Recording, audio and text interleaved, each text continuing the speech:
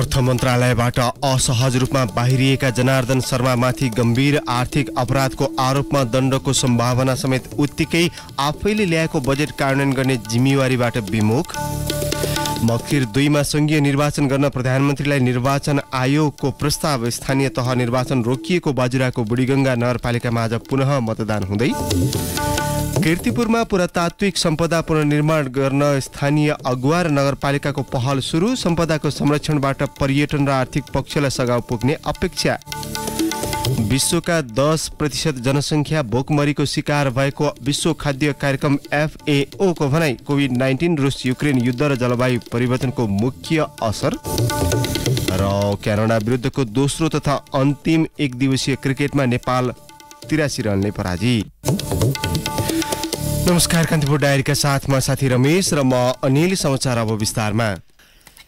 जनार्दन शर्मा मन्त्रीका रूपमा 2078 असार 30 मा अर्थ मन्त्रालय प्रवेश गर्दा कर्मचारीले मूल गेटबाटै फूलले स्वागत गरेका थिए। स्वागतपछि पद बहाली गर्दै 2 सचिवलाई अगाडि उभ्याएर शर्माले कोभिड विरुद्धको भ्याक्सिनका लागि बजेट निकासा गर्ने निर्णय गर्नुभएको थियो। त्यसको ठिक 1 वर्षपछि 2079 असार 22 मा त्यही मन्त्रालयबाट शर्माको बहिर्गमन भने असामान्य थियो। उहाँका अगाडि सचिवहरू थिएनन्, वरिपरि कर्मचारी पनि झुमिएनन्। श्रृङ्खलाबद्ध विवादास्पद क्रियाकलापका कारण राजीनामा दिन बाध्य भएका शर्मा हिजो साँझ मन्त्रालयबाट बाहिरिँदै गर्दा उहाँका साथमा सीमित कर्मचारी मात्रै थिए। अर्थ मन्त्रालयबाट शर्मा निस्कदाको विवरण सुनाउँदै एक अधिकारीले भने उहाँ सुरक्षा गार्ड, सवारी चालक र सचिवालयका केही अधिकारीसँग छोटो कुराकानी गरेर बिदा हुनुभयो। बिदा हुने क्रममा उहाँको भनाइ थियो, मैले सफाई पाउँछु, म माथिको छानबिन गर्न समय लगाइने निश्चित छ। अब म फर्केर आउने सम्भावना छैन। पार्टीको महासचिव हुने हो, पार्टी बनाउने हो, निर्वाचनमा होमिने हो। त्यसपछि शर्मा निजी स्कर्पियो चढेर बाहिरिनु भएको थियो। लगत्तै बालवाटार पुगेर प्रधानमन्त्रीलाई राजीनामा बुझाउनु भयो। प्रधानमन्त्री शेरबहादुर देउवाले स्वीकृत गरेर सो मन्त्रालयको जिम्मेवारी आफैले राख्नुभयो। अर्थ प्रशासनमा लामो समय कार्यरत कर्मचारीका अनुसार शर्माको जस्तो बहिर्गमन यसअघि कुनै अर्थमन्त्रीको भएको थिएन। मन्त्रालयबाट असहज रूपमा बाहिरिएका शर्मामाथि गम्भीर आर्थिक अपराधको आरोपमा दण्डको सम्भावना समेत उत्तिकै छ, जसका लागि हिजो नै संसदले 11 सदस्यीय संसदीय छानबिन समिति विशेष समिति गठन गरेको छ। समितिलाई 10 दिनभित्र छानबिन सकेर संसदलाई सुझाव प्रतिवेदन बुझाउने कार्यादेश छ। संसदीय समितिको कार्यक्षेत्र 2079-80 को आर्थिक विधेयकमा करका दरहरू हेरफेर गर्ने सन्दर्भमा अनधिकृत व्यक्ति प्रवेश गरेको विषयमा छानबिन गरी सुझाव सहितको प्रतिवेदन तयार गर्न भनिएको छ। शर्माले मन्त्रालयको नेतृत्व सम्हालेको 1 वर्षभित्र गरेका करतुत केलाउने हो भने उनीमाथि झण्डै 1 दर्जन विषयमा छानबिन अनिवार्य गर्नुपर्ने देखिन्छ। अर्थमन्त्री शर्माको ध्याउन पनि करको दर परिवर्तन गर्ने, निश्चित व्यापारिक समूहलाई लाभ दिलाउने र अन्य व्यापारिक समूहलाई थप धराशायी बनाउने खालका छन्, जसबारे निजी क्षेत्रले नै खुलेर आलोचना गरिरहेको छ। बजेट निर्माणमा बाहिरी व्यक्तिलाई संलग्न गराएर करका दरहरू परिवर्तन गरेको भन्दै चौतर्फी विरोध र आलोचना झेलिरहेका अर्थमन्त्री शर्माले घटनाबारे छानबिन गर्न संसदीय विशेष समिति गठन भए लगत्तै राजीनामा दिनुभएको हो। प्रतिनिधि सभाको हिजोको बैठकमा बोल्दै उहाँले छानबिन समितिलाई सहयोगका लागि मार्ग प्रशस्त गर्न राजीनामा दिएको घोषणा गर्नुभयो। समितिहरूभन्दा विगतमा मन्त्री कायम भएरै छानबिन भएका पनि तथ्यहरू छन् सम्माननीय सभामुख महोदय। तर म त्यो चाहँदैन। म छानबिन समिति बनाउने कुरा आज मात्रै आएर भयो। यो छानबिन समिति बनाउने कुरा मेरो कुरा थिएन, मैले व्यक्तिगत रूपमा गर्न सक्ने कुरा थिएन। सम्माननीय सभामुखज्यूको पहलमा जो समिति भएको छ यसलाई मैले स्वागत गर्छु, धन्यवाद दिन्छु। र यो छानबिनका लागि मैले मार्ग प्रशस्त गर्दै आफ्नो पदबाट राजीनामा दिएको घोषणा पनि गर्दछु। जेठ 15 गते ल्याइएको बजेट प्रतिनिधि सभा र राष्ट्रिय सभाबाट पारित भइसकेको अवस्थामा राजीनामा दिएपछि शर्मा आफैले ल्याएको बजेट कार्यान्वयन गर्ने जिम्मेवारीबाट विमुख हुनुभएको छ। राजीनामा दिने क्रममा उहाँले बजेट निर्माणमा आफूले गल्ती नगरेको दावी गर्दै हजारौं छानबिनका लागि तयार भएको समेत उल्लेख गर्नुभयो। म एउटा राजनैतिक व्यक्ति हुँ। म यो देशको परिवर्तनको आन्दोलनमा ठूला आन्दोलनहरू र विभिन्न खालका आन्दोलन, जनयुद्ध, जनआन्दोलन लगायतका तमाम आन्दोलन, संविधान निर्माणका आन्दोलन, जनताको हक अधिकार स्थापित गर्ने कुराहरूमा मैले अग्रज नेताहरूसित काँधमा काँध मिलाएर अगाडि बढेको छु। आफ्नो प्रतिबद्धताबाट, आफ्नो कन्भिक्सनबाट कहिले पनि म डगेको छैन र झुकेको पनि छैन। बजेट निर्माणको सन्दर्भमा मैले आफ्नो मूल्य मान्यता, मेरो नैतिकता, मेरो राष्ट्रप्रतिको, जनताप्रतिको इमान्दारितालाई मैले कतै पनि डगमगिन दिएको छैन र दिँदैन। म हजारौं छानबिनको लागि तयार छु। एउटा छानबिन होइन, हजारौं छानबिनको लागि म तयार छु। बजेट घोषणाको अघिल्लो दिन जेठ 14 गते मध्यरातमा अर्थ मन्त्रालयका एक पूर्व कर्मचारीलाई बोलाएर करका दरहरू परिवर्तन गरेको समाचार सार्वजनिक भएपछि अर्थमन्त्रीको चौतर्फी विरोध र आलोचना भएको थियो। शर्माले समिति गठनपछि पनि राजीनामा माग्नु राजनीतिक पूर्वाग्रह भएको समेत बताउनु भएको छ। यो छानबिन समिति बारेमा भर्खरै मान्य सदस्यले भन्नुभएको भनाई उहाँले आफ्नो आदेश जारी गर्नुभयो, आफ्नो फरमान जारी गर्नुभयो र उहाँले एउटा सैनिक नेतृत्वले जस्तै दोषी करार गर्नुभयो कि यही हो लोकतन्त्र, यो पूर्वाग्रहको राजनीतिक पूर्वाग्रहको पराकाष्ठा हो। यसअघि विशेष छानबिन समिति गठन भए पनि एमाले शर्मालाई अर्थमन्त्रीका रूपमा स्वीकार्न नसकिने भन्दै उहाँले बोल्ने क्रममा संसद बहिष्कार गरेको थियो। एमाले सांसद योगेश भट्टराईले समिति गठन भएपछि शर्माले अर्थमन्त्रीको हैसियतमा बोल्न नमिल्ने बताउनु भयो। अर्थमन्त्रीज्यूलाई मन्तव्यको निम्ति जुन बोलाउँदै हुनुहुन्छ यसप्रति हाम्रो गम्भीर चासो छ, हाम्रो गम्भीर यसमा विमति छ र नेकपा एमाले भन्दै आएको छ यो गरिमामय संसदमा उहाँले अर्थमन्त्रीको हिसाबले बोल्ने कुनै नैतिक अधिकार अब उहाँसँग छैन। यो नेकपा एमालेको दृष्टिकोण हो सभामुख महोदय। त्यसमाथि उहाँमाथि कारबाही गर्ने यी कानुनी आधारहरू विद्यमान छन् सभामुख महोदय। त्यसकारणले उहाँ कारबाहीको भागीदार हुनुहुन्छ। प्रतिपक्षी एमाले संसदमा अर्थमन्त्रीको राजीनामा मागिरहेको सन्दर्भमा केही दिन अघि सो घटनाको प्रमाणका रूपमा रहेको भनिएको सीसीटीभी फुटेज हटाएको पाइएपछि विवाद उत्कर्षमा पुगेको थियो। अर्थमन्त्रीबाट बुधबार राजीनामा दिएका जनार्दन शर्माले पदमा रहँदासम्म गरिखाने वर्गलाई छुट सुविधा दिने विषयमा अनिच्छा देखाउनुभयो। बजेटमा बिचौलिया र निश्चित व्यापारिक घरानालाई फाइदा पुग्ने नीति अघि सारे, तर इन्धनको मूल्य आकाशिएको बेला कर कटौती गरेर उपभोक्तालाई राहत दिनुपर्ने आवाजलाई चासो दिनु भएन। रुस युक्रेन युद्ध र अमेरिकी डलरको भाव वृद्धिका कारण इन्धनको मूल्य अचाक्ली महँगो भएपछि नेपाल आयल निगमले नै पूर्वाधार कर हटाइदिन सरकारलाई लगातार आग्रह गर्दै आएको छ। सरकारले पहिले बुढी गण्डकी जलविद्युत आयोजनाका नाममा र पछिल्लो समय पूर्वाधार निर्माण शीर्षकमा भन्सार बिन्दुमै प्रति लिटर 10 रुपियाँका दरले कर असुल्ने गरेको छ। शर्माले बजेट मार्फत पूर्वाधार करको रकम समायोजन गर्ने घोषणा गर्नुभएको थियो। त्यही अनुसार निगमले बजेट भाषणपछि जेठ मसान्तसम्मको शोध भर्नका लागि अर्थ मन्त्रालयलाई 59 करोड माग गरेको छ।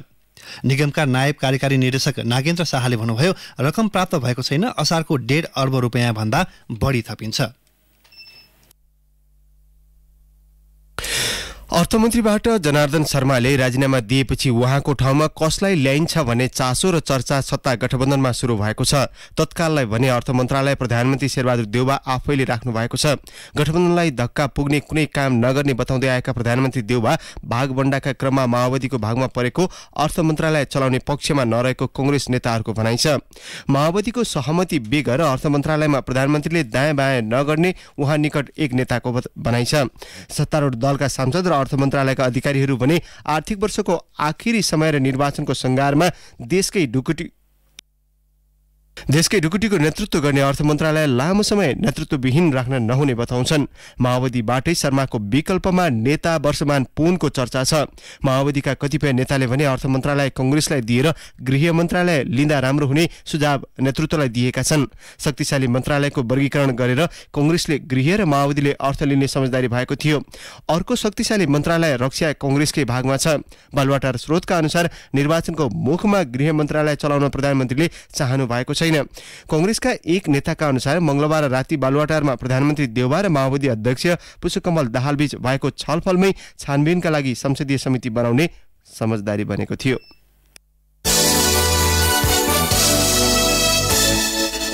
निर्वाचन आयोगले प्रतिनिधि र प्रदेशसभाको निर्वाचन मङ्सिर 2 मा गर्न सरकारलाई प्रस्ताव गरेको छ। आयोग पदाधिकारीले बालुवाटारमा प्रधानमन्त्री शेरबहादुर देउवासँग हिजो भेट गर्दै निर्वाचनको मिति प्रस्ताव गरेका हुन्।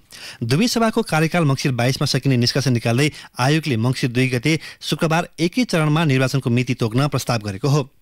प्रतिनिधि सभा तथा प्रदेशसभा सदस्यको कार्यकाल कहिलेदेखि प्रारम्भ हुन्छ भन्नेमा सम्बन्धमा स्पष्ट कानुनी व्यवस्था नभए पनि प्रत्येक सदस्यको निर्वाचित मितिलाई गणना गर्दा फरक मिति मान्नुपर्ने जस्तो देखिएकाले पहिलो निर्वाचित मितिलाई आधार मानेर पदावधि गणना गर्नु व्यवहारिक र निर्विवाद हुने आयोगले जनाएको छ। यसअनुसार दुवै सभाको सदस्यको पदावधि आगामी मङ्सिर 22 गते पूरा हुने निष्कर्ष सहित त्यस अगावै निर्वाचन सम्पन्न गर्न मिति तोक्न परामर्श दिएको आयोगको विज्ञप्तिमा जनाइएको छ।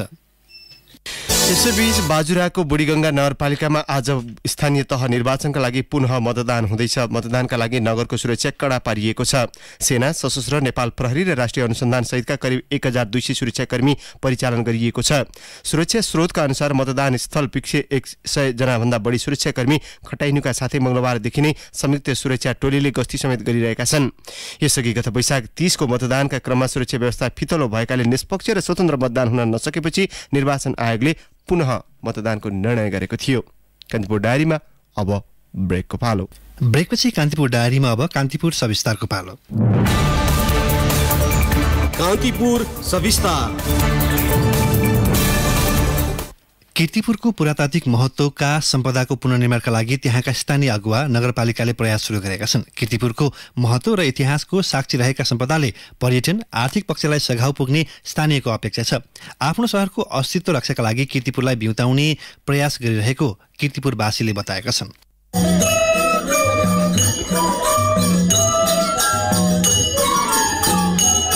कीर्तिपुर नाम संस्कृत शब्द कीर्ति अर्थात् महिमा र पुर अर्थात् सहरबाट बनेको हो। काठमाडौँ उपत्यकाको कान्तिपुर, भक्तपुर र ललितपुर सँगैको प्राचीन सहर कीर्तिपुरको महत्त्व पाठ्य पुस्तकमा पाइए पनि यथार्थमा यहाँका जीर्ण दरबार सहित संरचनाले पुनर्संरचना खोजिरहेका छन्। त्यसैको प्रयास स्वरूप कीर्तिपुरको वाचवामा रहेको ख्याली दियोको पुनर्निर्माण सुरु भएको छ। अमेरिकी दूतावासको 1.5 करोड भन्दा बढी सहयोगमा प्रेमका भगवान मानिने ख्याली दियोको मण्डप निर्माण गरिँदैछ। लक्ष्मी नारायणको अंगालो मारिएको दुर्लभ प्रतिमा सहितको मण्डपको पुनर्निर्माण गर्न लागि हो। सन् 1694 मा सो मूर्ति निर्माण भएको शिलालेखमा उल्लेख छ। निर्माण हुन लागेको संरचना बारे जानकारी दिँदै ख्यालिदियो गुठीका सचिव राजमान महर्जन, फल्चा नेवारीबाट मण्डप फल्चा भने पनि यो सोरखुट्टे पार्टीलाई चाहिँ मण्डप फल्चा त्यो नेवारी शब्द चाहिँ त्यो भन्दो रहेछ के।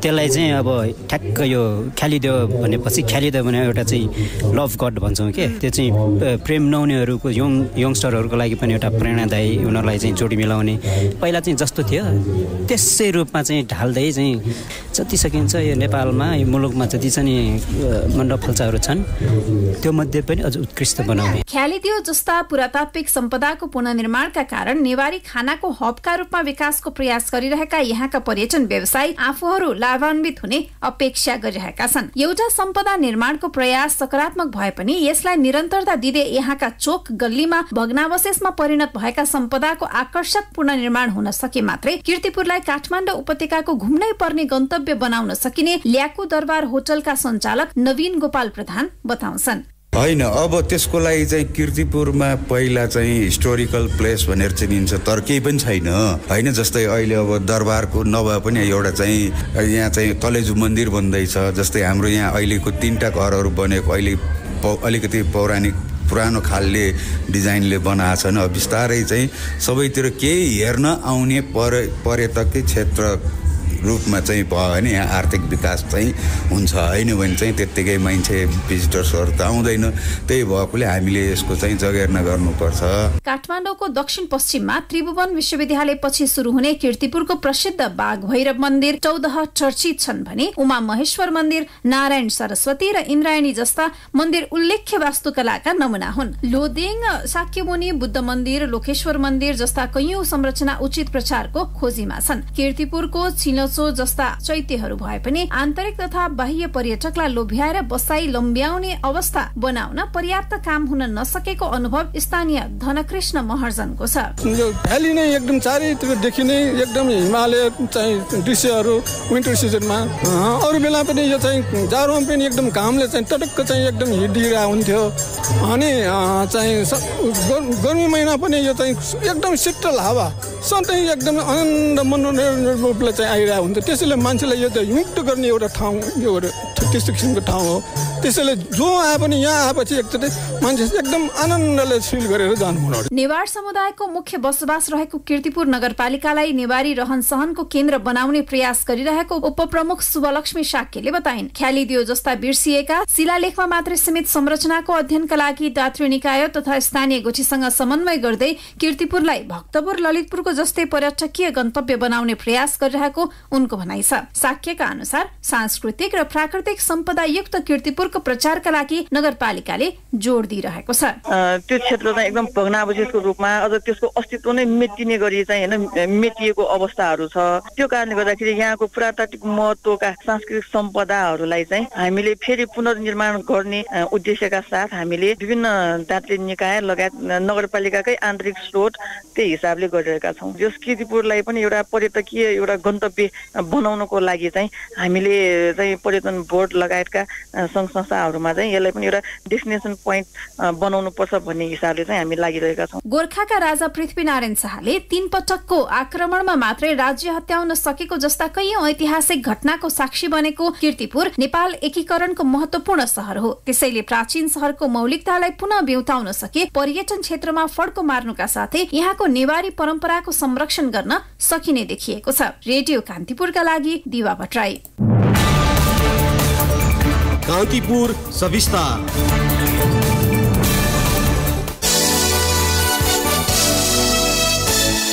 सुरुङ निर्माण जस्तो कठिन एवं चुनौतीपूर्ण कामका लागि नेपालमै जनशक्ति तयार भएका छन्। 2076 कार्तिकबाट निर्माण सुरु भएको नागढुङ्गा सिस्ने खोला सुरुङमा काम गरेर उनीहरू दक्ष भएको आयोजनाले जनाएको छ। अहिलेसम्म 150 जनशक्ति तयार भइसकेको पनि आयोजनाले प्रश्न पारेको छ। आयोजनाका प्रमुख नरेशमान साक्यले भन्नुभयो, सुरुङ निर्माण जटिल काम हो। सडक सुरुङमा यस्ता जनशक्ति थिएनन्, हाइड्रो पावरमा मात्र थिए। अब बन्ने सडक सुरुङमा नेपाली जनशक्ति प्रयोग हुनेछन्। दार्चुलाको ब्यास गाउँपालिका 2 दुम्लिङ स्थित गोठाल घाटमा हिजो दिउँसो तुइन चुँडिएर एक युवक महाकाली नदीमा बेपत्ता भएका छन्। भारतबाट घर फर्कने क्रममा महाकाली तरिरहेका बेला भारतपट्टि तुइन बाँधिएको खम्बा भाँचिएर दुम्लिङका 18 वर्षीय सचिन बुढाथोकी नदीमा बेपत्ता भएका हुन्। गत वर्ष साउन पहिलो साता भारतीय सीमा सुरक्षा बल एसएसबीले मालघाट स्थित तुइनको लट्ठा फुकाल्दा बेपत्ता भएका जयसिंह धामी पनि अहिलेसम्म फेला परेका छैनन्।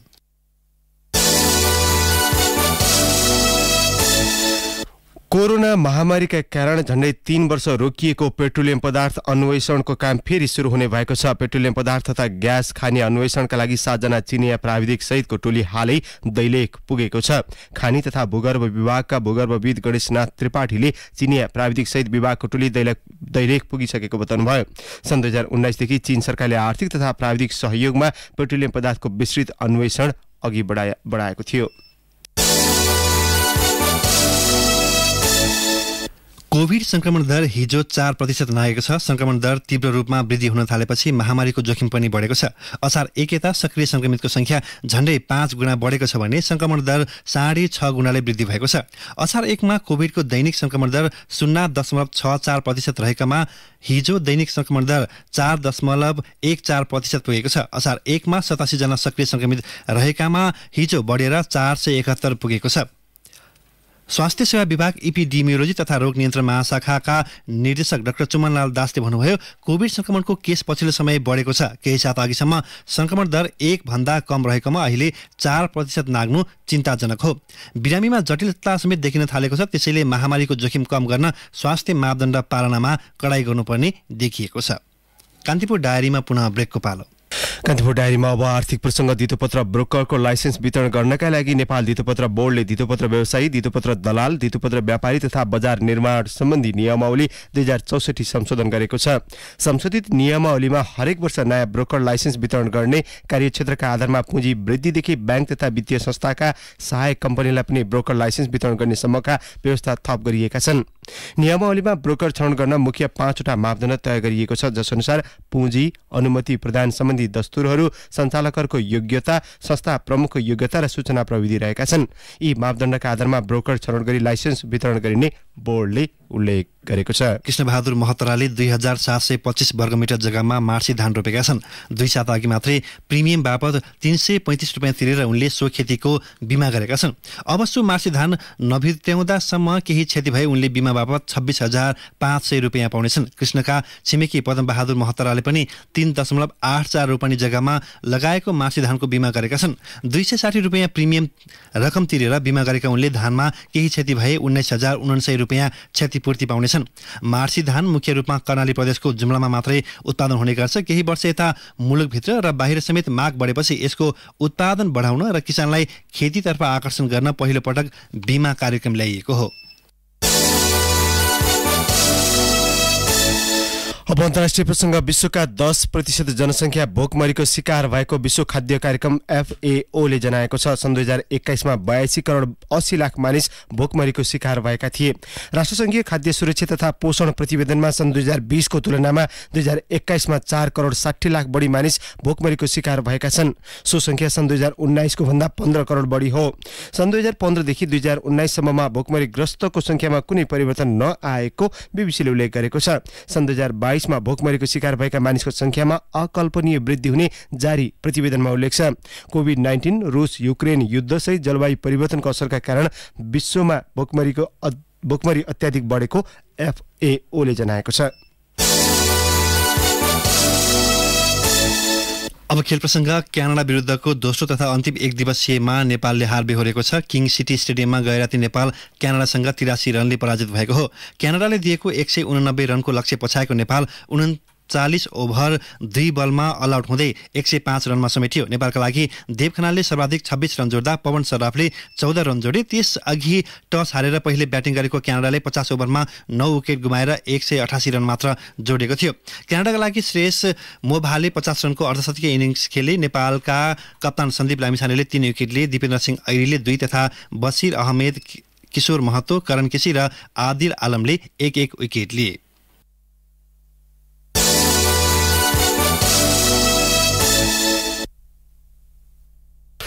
हवस्, प्रसङ्ग सहित कान्तिपुर डायरीको यो बुलेटिन अहिलेलाई यहीँ सकिन्छ। साथी रमेश र म अनिल बिदा माग्छौँ। नमस्कार।